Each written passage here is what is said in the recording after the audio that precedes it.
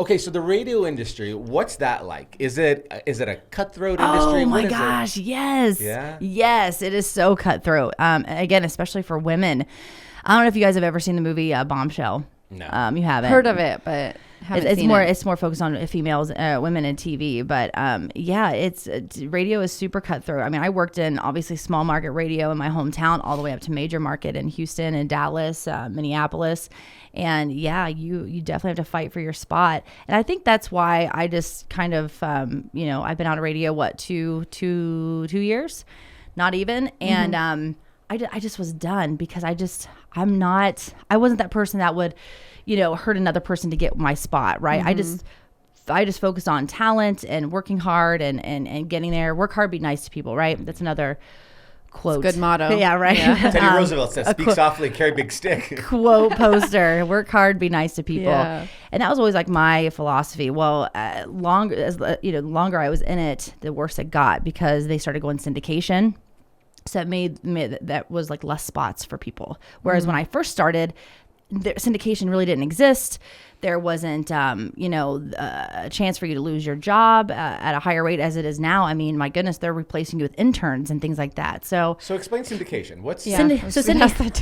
Use it in a sentence for me. Listen, we know what it means, but we just like to explain for our for everybody. listeners. Yeah, no, got it. So syndication is where you could hear the same radio show in multiple cities, multiple states across the country.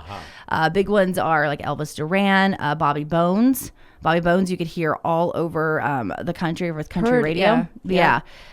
So whereas that never existed before, there was a spot. So he's probably in 87 markets, 87 different. Is Delilah? Delilah is another one. Yeah, Shout out to Delilah. Shout out to Delilah. One of my She's still she's still kicking on Light FM. Awesome. Her voice now, that voice is. Yes. That voice will put you to sleep. Yeah. It will put you to sleep. She gets to do that out of her house. Like she has a farm, and I think she's in Washington. Yeah, She runs a whole show from her house. Oh yeah, in her basement. What? Oh yeah, Awesome. yeah. That's the way to do she it. has figured it out.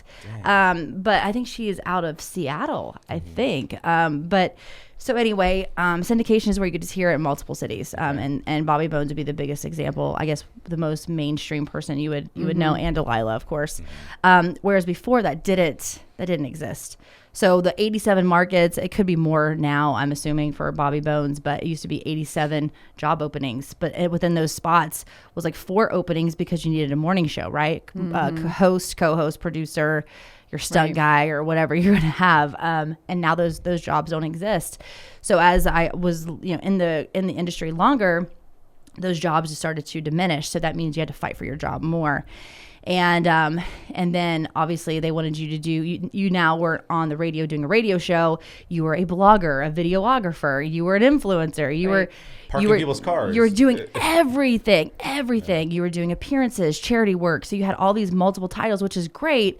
But then they wanted all of this for nothing, basically. Right. So a lot of hats. And I got paid really well. Don't get me wrong. And that's probably why.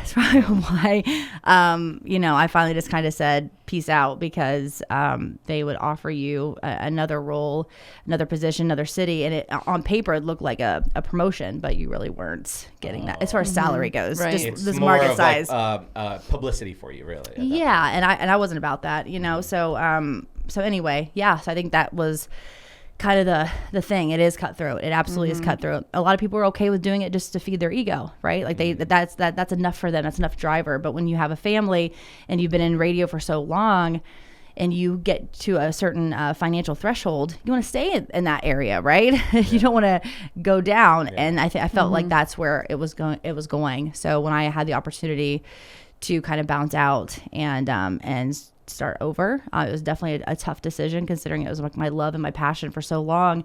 I had an opportunity to be the VP of communications for a company and still get to do a podcast, and I just felt like that was the better route to go. Hey, thanks for watching our Next Door Neighbors podcast. And be sure to capture the full episode anywhere podcasts are streamed and including our YouTube channel, Next Door Neighbors.